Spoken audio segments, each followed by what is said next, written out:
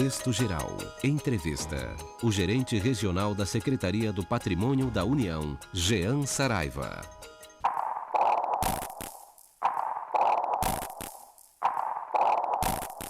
Eu, por formação acadêmica, eu sou graduado em Engenharia Civil, Administração de Empresas e fiz mestrado em Economia. Eu gosto muito de Economia. Eu não entendo o tanto quanto gostaria. Tenho como sonho ainda poder vir a fazer doutorado em Economia. Não é fácil, mas é uma questão assim de... É um sonho. Eu já tenho realizado alguns sonhos como cidadania. As pessoas às vezes me veem assim, o estereótipo do classe média, de média para alta, alguns até confundem, mas eu me orgulho muito da origem que eu tenho, que é muito humilde. Eu posso dizer para vocês aqui, eu passo esse exemplo para meus filhos, que eu fui um auxiliar de verdureiro. Eu, na calçada da Igreja da Sé, quando ela estava ainda em construção, eu ajudava um tio a vender verdura, cheiro verde, coentro e cebola numa bacia, toda amassada, aquela bacia de alumínio. E dali eu tive o primeiro sonho de ser engenheiro. Botei na cabeça que queria ser engenheiro. E de auxiliar de verdureiro, eu cheguei a engenheiro, com muito trabalho, esforço, dedicação. E as pessoas não sabem o que é perseguir um sonho enfrentando dificuldade. Eu fui funcionário operário do Moinho Fortaleza, que é do Grupo J. Macedo. Comecei a trabalhar com 13 anos de idade, tenho carteira assinada desde essa época, tá certo? De lá saí para a universidade, passei no vestibular a primeira vez, com muita dificuldade, fiz o curso de engenharia, fiz o curso de administração, passei no concurso público, que é esse emprego que eu tenho hoje, tá certo? E procuro ser um cidadão íntegro. Eu acho que quando a gente tem um sonho, a gente deve buscar. Eu tento passar isso para meus filhos. Eu tenho 4 filhos, acho que estou passando. A mais velha está fazendo arquitetura, a segunda faz medicina, o terceiro está fazendo direito e o quarto eu estou querendo que ele venha fazer engenharia para um dia eu ter um sonho de ter uma construtora. Não tenho hoje, eu sou servidor público federal, concursado de carreira, estou hoje gerente do Patrimônio da União como servidor da casa e busco fazer o que eu acho que é certo, tá certo? Se por acaso eu cometo alguma ilegalidade ou algum ato falho, é por alguma tecnia, mas não é de caso pensado. Eu acho que o cidadão ele deve buscar trabalhar para o engrandecimento do país no qual ele nasceu. Eu penso assim e espero continuar pensando assim, porque eu acho que eu estou no caminho certo.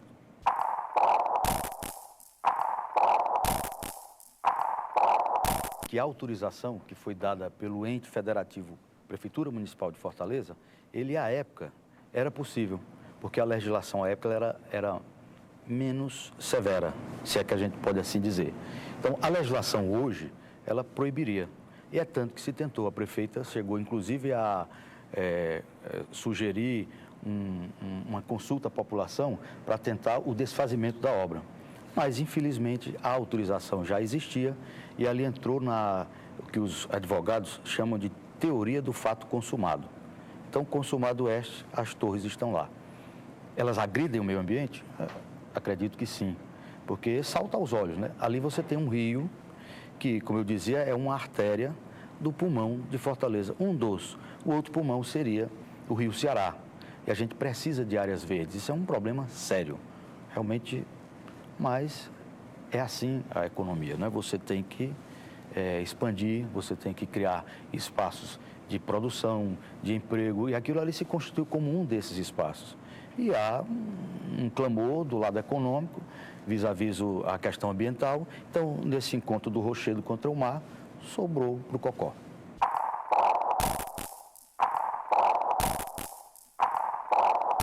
Eu testemunhei o transbordamento daquele rio, salvo engano, há uns 2, 3 anos atrás, quando houve uma chuva acima da recorrente, né, uma chuva torrencial, e por construções no entorno do rio Cocó, inclusive ali ao longo da Rogaciano Leite, a água tomou conta de toda a Engenheiro Santana Júnior.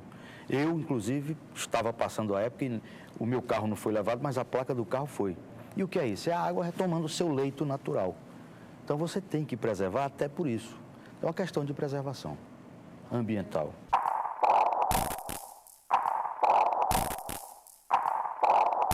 Se não houver como você coibir, ela vai acontecer, porque os espaços em Fortaleza, eles são exíguos. E a imobiliária, ela quer unidades para vender. E há uma demanda habitacional. A demanda habitacional, ela não existe só na baixa renda, existe na baixa renda. E é grande, e a gente sabe aqui em Fortaleza, eu não sei te precisar, mas falavam em 500 mil famílias, dependendo de imóvel. A classe média e a classe A, ela também demanda imóveis. E ela vai construir aonde? Nas áreas nobres. E onde são as áreas nobres? É exatamente no entorno da orla e na questão do Cocó. Então, há que haver, do ponto de vista do poder público, uma forma de coibir, porque senão se vai aterrar o Cocó para construir mesmo. Porque a economia dita que se há retorno, você vai lá e constrói, e tem demanda, você vende. Então, tem que haver o poder público a coibir.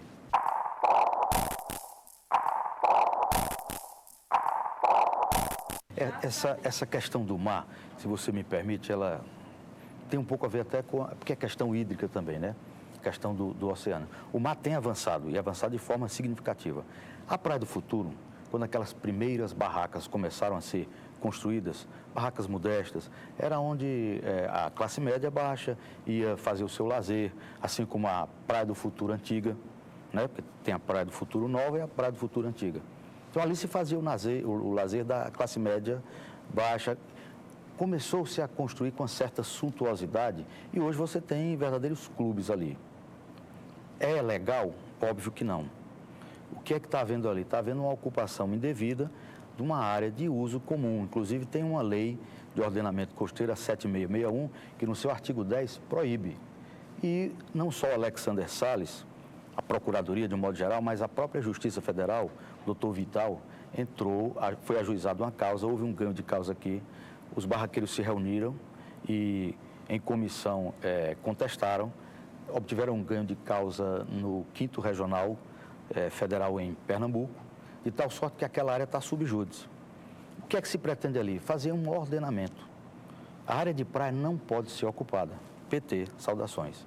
Agora, quando ocupa, o que é que a gente faz? A gente, em ato fiscalizatório, notifica, cobra e vai lá e faz a retirada, tá certo? Só que essa retirada, ela para fazer, a gente tem que obedecer à contestação, porque senão você pode receber, em contrapartida, uma ação de regressão por ter destituído o imóvel de terceiros. E aí o agente público pode ser responsabilizado. Então você veja que o setor público, ele é constituído de pessoas que são os agentes federais, municipais, estaduais, que têm que dar cumprimento ao que é determinado no setor público, mas para isso ele tem limitações. As ações são vinculadas, né? A Praia do Futuro está sob júdice, tanto que havia o entendimento de que a gerência do Patrimônio da União, da qual eu sou o gerente, não poderia sequer cobrar a taxa de ocupação. Não é o caso de Foro, porque lá não é uma área, embora tenha uma parte aforada, os que ocupam as barracas, todos são em regime de ocupação. É um regime precário. Mas a gente é um entendimento de que, uma vez ajuizado, a gente não poderia sequer cobrar as taxas de ocupação. A gente está revendo isso, vamos cobrar as taxas de ocupação e tão logo seja analisado o mérito, a gente vai promover a regularização. Não é só da Praia do Futuro. Todas as praias que, porventura, venham a ser ocupadas de forma indevida, a gente tem a obrigação de ir lá, dever de ofício, em ato fiscalizatório, notificar para que as pessoas saiam.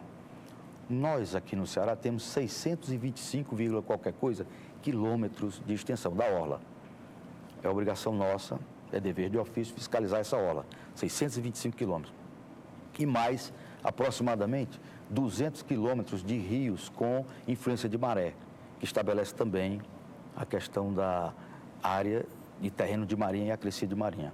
Então, para fazer isso, existe um projeto chamado Projeto Orla, onde a gente vai fazer, em conjunto com o Poder Público Municipal, e recorrer, inclusive, na esfera devida ao Poder Público Estadual, para, de forma tripartite, a gente poder coibir esses abusos.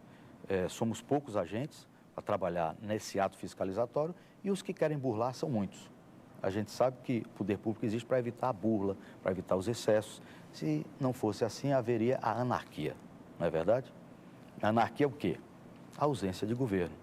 A gente vive numa democracia. Democracia é a maioria que escolhe.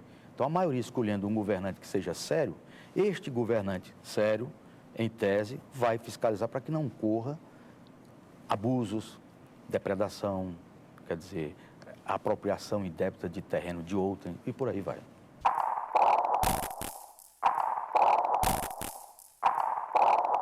Eu penso que o poder público ele existe para defender. Hoje a coisa já está bem diferente.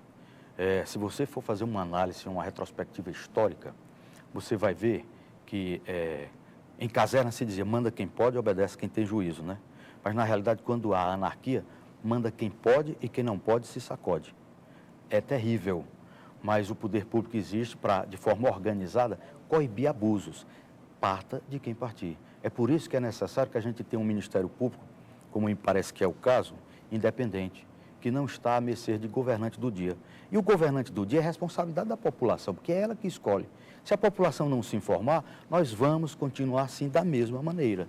Porque o povo escolhendo bem, a gente vai ter bons governantes. Escolhendo mal, vai um crápula para lá, seja ele quem for, de orientação política que for, e vai, aos poucos, mostrando as unhas. Então, quer dizer, a população ela tem que se organizar e, de forma organizada, coibir ela a população. O poder público é representado pelos entes federativos, municipal, estadual, federal ou Distrito Federal, que também tem um governante que é escolhido pelo povo. Se dizia que o governador do Distrito Federal teria cometido atos impróprios e tal, mas é o governador, foi eleito, né? Então, quem é que vai coibir isso aí? Quem tenha imunidade, que são exatamente os que fazem o poder legislativo, que não é só para legislar, mas também para fiscalizar, e com imunidade eles vão lá cobrar. Agora, se houver parcimônia, aí, paciência, você tem que recorrer a Deus como última instância, tá certo?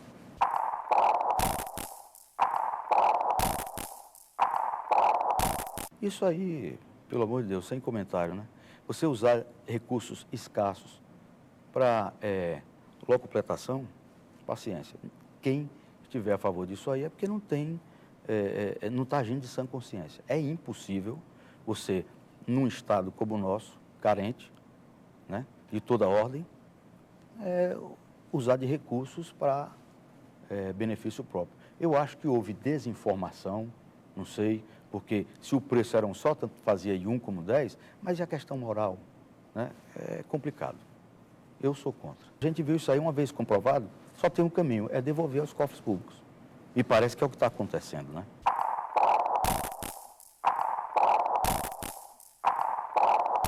Essa indústria da seca, ela foi uma coisa muito presente. E se sabe que enricou algumas pessoas, né? Houve, no passado, no órgão que deveria combater a seca, né, muita pressão, porque você tinha recursos para aplicar na construção de obras que viriam a viabilizar recursos hídricos na nossa região Nordeste como um todo, e se falava em desvios, né? Mas eu tive a oportunidade de fazer um levantamento dos gastos públicos realizados no Departamento Nacional de Obras contra as Secas, que é onde se dizia que havia muita indústria da seca. E eu pude constatar que o Denox, em quase 100 anos de existência, gastou 19 milhões e 800 mil dólares atualizados, 19 milhões. Uma barragem só, Porto Esperança, no Sudeste Maravilha, gastou quase 2 vezes isso. Então, onde é que está a indústria da seca?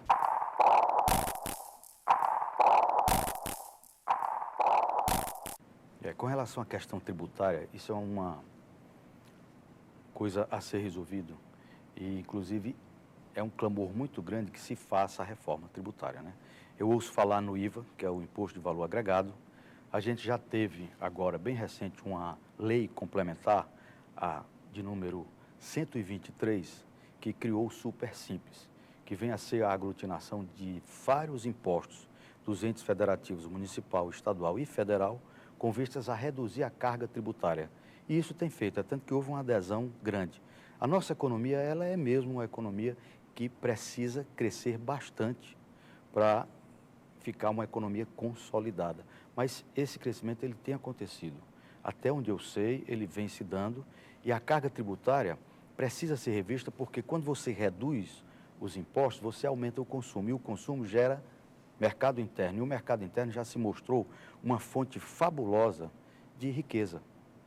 tá certo? Porque aí você produz localmente, vende localmente e gera imposto localmente, de tal sorte é que muitos paguem e a base diminui. E a base diminuindo, sobra mais dinheiro para o consumo.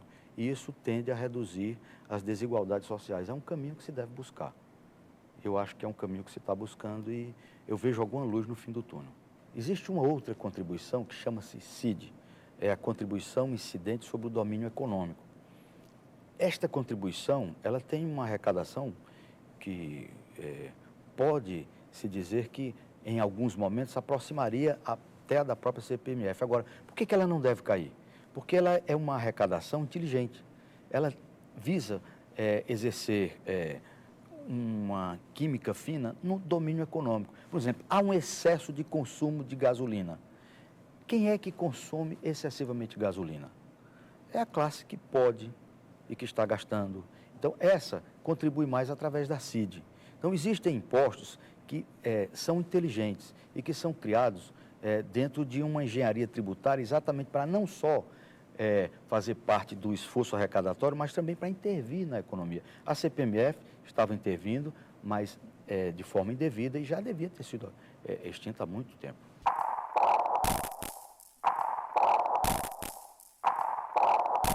Os incentivos fiscais, eles começaram ainda por orientação cepalina da CEPAL, né?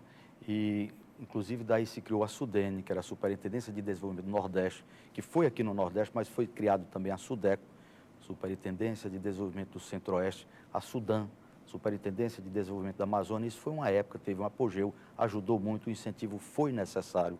Muita gente hoje não sabe que o Nordeste era quase inviável, porque não tinha recursos hídricos, porque não tinha indústria, porque não tinha emprego, se vivia numa economia extrativista e de subsistência. Então, os incentivos fiscais são necessários. O problema é a proliferação, você tem que fazer isso aí com parcimônia. É como um remédio, o remédio é feito para curar, mas se você errar na dose, você morre. Até água, se você beber demais, você pode também morrer. Então, o incentivo fiscal é necessário. A guerra fiscal ela é uma coisa ruim, mas o incentivo fiscal, para alguns ambientes de depleação, de baixa produtividade, de baixo crescimento, o poder público tem a obrigação de chegar lá e de fazer esse presente. Não, contra abusos, ninguém pode ser a favor. Contra abusos, ninguém pode ser a favor. Agora, o incentivo, ele é necessário. Existe uma coisa chamada equanimidade. Você tem que tratar de forma equânime aos desiguais. E tratar igualmente é tratar de forma desigual aos desiguais. Quem já cresceu, você não precisa incentivar. Agora, quem está lá embaixo, você tem que incentivar, que é para que ele venha para esse patamar. É só assim que se faz crescimento. Agora, abusos, burlas, as penas da lei. O incentivo diz respeito a você de forma equânime, tentar ajudar ao que está necessitando para crescer. Agora, se a empresa já está num patamar de desenvolvimento, ela não deve ser assistida, até porque os recursos são escassos e não são para esta finalidade. Se isto acontece, e se isto aconteceu, está errado e se deve apurar e punir de forma cabal quem dá vazão a esse tipo de procedimento, né? Você, num país que tem escassez de várias ordens, desviar recursos para incentivar e depois perdoar, como é o que se sabe que parece acontecia na gestão anterior do BNB, né? Onde um cidadão foi presidente do BNB, Byron Queiroz, ele passou por uma devassa, uma fiscalização.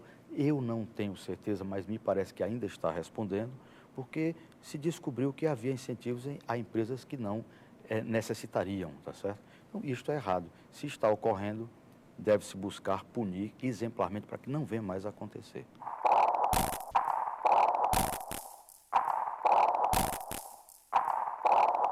Privatizações, elas tinham uma orientação pela eficiência. Eu sou engenheiro civil, mas também sou administrador. E como administrador, a gente sabe que a eficiência é fundamental. A produtividade deve existir para que a empresa, inclusive, possa disponibilizar a preços mais módicos, tá certo? Produtos e serviços com qualidade. Então, o que se dizia era que as estatais eram deficitárias. Então, a privatização, ela veio para dar eficiência. Agora, tendo ocorrido abusos, tendo havido vendas por preço abaixo, aviltado, isso deveria ser apurado, deveria ser objeto, inclusive, de uma CPI, para que se evitasse que houvesse a dilapidação do erário. Porque se a empresa é estatal, ou mesmo de economia mista, e ela é privatizada a, como se diz, preço de banana, é preciso procurar o macaco que fez isso, para punir de forma exemplar. Para isso, eu acho que deveria ser feita uma CPI. Agora, CPI é constituída por quem? Pelos parlamentares. E quem é que escolhe os parlamentares? É a população. Se a população não for esclarecida, ela vai escolher maus parlamentares que vão fazer comissões parlamentares de inquérito de Araque, que não vai aprovar e punir absolutamente nada. Esta é que é a questão. Quer dizer, adjacente a tudo isso, o que existe mesmo é educação, cultura e capacidade de cidadania. Se não houver cidadania, as pessoas vão continuar escolhendo mal seus dirigentes. Às vezes vem um lobinho, um cordeiro, né? Mas é um verdadeiro lobo. É um lobo em pele de cordeiro. E a população é enganada, elege aquele camarada, ele vai lá e faz esses desvirtuamentos, ao qual a gente ouve falar.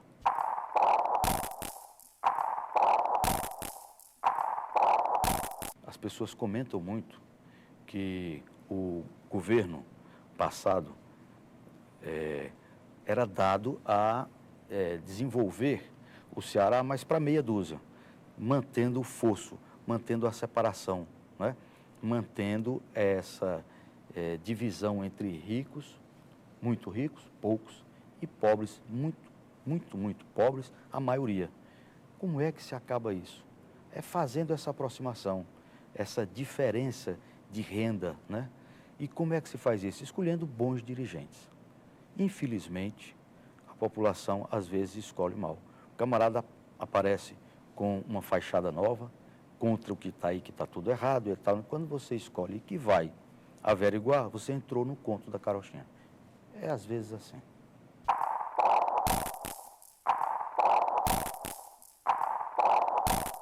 E a questão orçamentária, ela é muito complexa. A gente tem uma carga tributária pesada. E o orçamento, ele vive da carga tributária. O que é a carga tributária? A carga tributária é o que gera a receita. E a receita, você tem a receita originária e as receitas derivadas. As receitas derivadas vêm dos tributos. E as originárias são as demais receitas. O imposto que foi criado para atender a questão da saúde, que era a contribuição provisória sobre a movimentação financeira, ela era provisória e foi criada sob a orientação do ministro Adíbio Jatene. Ela demorou muito a ser defenestrada do sistema tributário nacional. É de saudosa memória, já foi, poderia ter ido há mais tempo. Mas gerou uma necessidade de compor o orçamento. Então, o orçamento teve que passar por cortes. E poucas vezes se viu uma engenharia de corte orçamentário que pudesse fazê-lo de forma não linear, buscando fazer aonde ele menos fosse sentido.